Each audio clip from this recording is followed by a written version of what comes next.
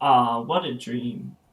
You load into your MPT, you see you have a river and your Celts and some Bee Gees, and you're thinking, how great. And then you realize, oh no, I don't have a forest in my immediate capital. I'll be wasting my first couple turns of prod, as my agricultural trade just will go to waste, essentially. If only there were some way to mitigate this. Well, here I am to show you that there is. Introducing the Settler slide, turn 1. Look at that. Is that not amazing? I have now planted a city next to the forests I wanted, still on the river, even though I spawned where it could not happen, and we're still on the same turn. Is this not a magical technique that just about anyone could use? It is a balancing technique, I think, in MPT that will help even out some unlucky starts. Let me show you how it works. So this is a simple trick that anybody could do. There's plenty of time to execute it. The window is quite large. In fact, I could do it with even one hand. So just to prove that this is not a necessarily high-skilled trick. All you have to do is remember the order you have to do things. What you do is you press B, which builds the city, and then immediately after you press B, while the settler is doing his little animation, you press the numpad in the direction that you want to plant the city. So another way to do it is just have your G move hovering. If you don't have a numpad, have your G move hovering so that when you plant, you can let go and it will still plant. So even people without numpads can perform this trick with very high success. So here we will dive into how the technique works and why I think we should be using it. Right. Why, first, does it not work in single player? So the real reason it doesn't work is kind of interesting. It's because you are forced to rename your city when you plant it in single player. This may seem odd, but it actually has nothing to do with the lag, because the example I showed you, I did on my local computer with no one else in the game. So it had no like server lag or anything like that. It was just directly with me and AI. But because I loaded it in a multiplayer lobby, I was not forced to rename my city because I have, reduced multiplayer pop-ups enabled.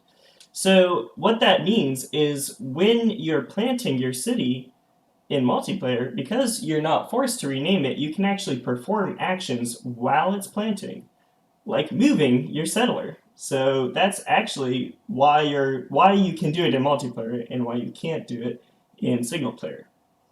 How reliable is the technique? Incredibly reliable. I mean, you have a decently sized window to perform the technique, and I already showed that you can do it with either numpad or Gmove, and both work perfectly well with a pretty sizable gap in time. So, can it cause bugs? Probably, but no more than numpad normally does. So I don't think that's much of a concern. It can mess up if you somehow perform it too slow or you click your buttons in the wrong order. Then you could plant the city where your settler was actually standing before you moved it. And it's my personal opinion that when you go for bugs, there are tricks like defensive bombard or anything really in Civ, and it doesn't work. You have to accept the consequences of going for the bug. So this is no exception. I think if we do allow this trick and you plant your city in the wrong spot, you did it to yourself for any reason. And will I need to be able to click fast to perform the trick? No.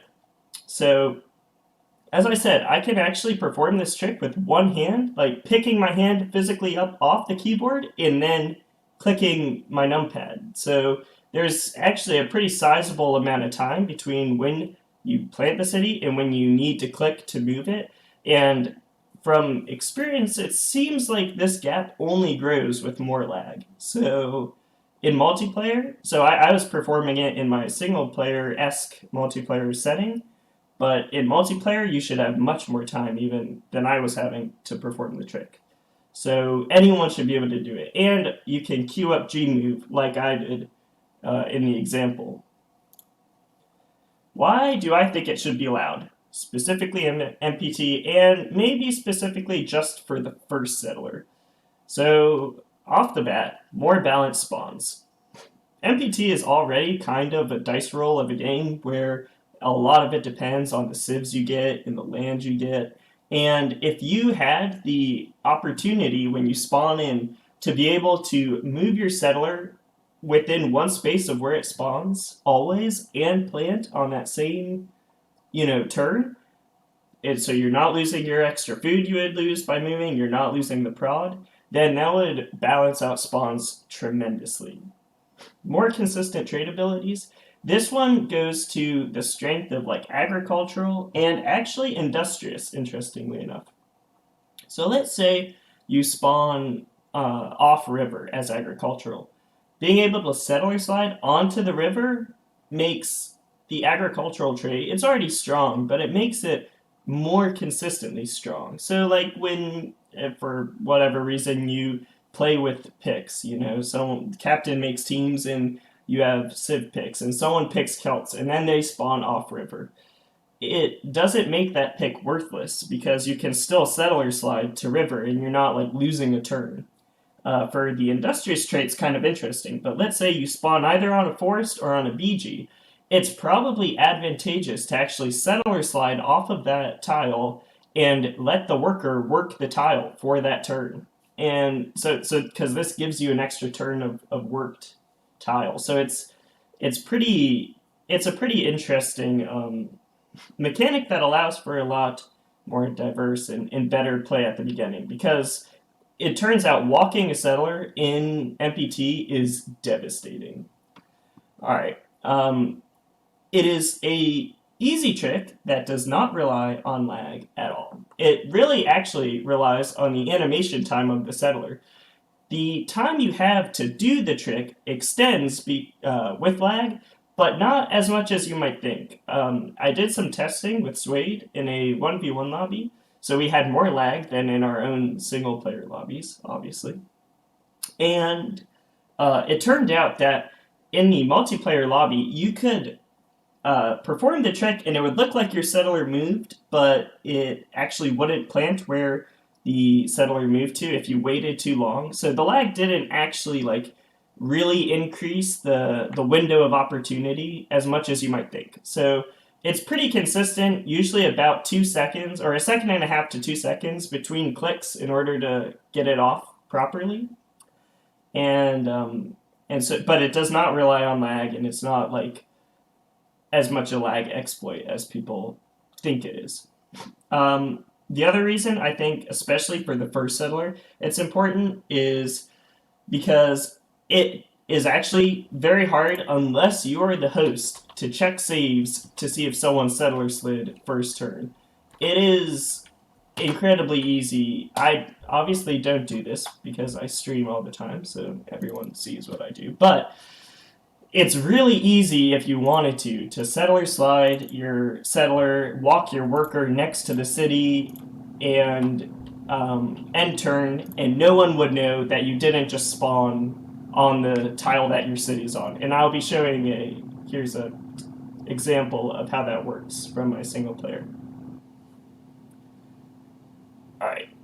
It adds a new technique to improve the skill ceiling and allow for more precise and advanced play, which I think is always a good thing. Civ 3 is a game of knowledge and skill, and especially in simultaneous move multiplayer, there's a lot of the game that relies on being able to perform and execute moves precisely. And this is one of those moves, and I think that it actually improves the game by allowing, especially with your first starting settler, allowing you to perform this technique. So yeah, I think this is definitely something the community should consider, and hopefully we'll take a vote on it later. And I support the change. I support settler slide, especially for the first settler. Thanks, and have a great day.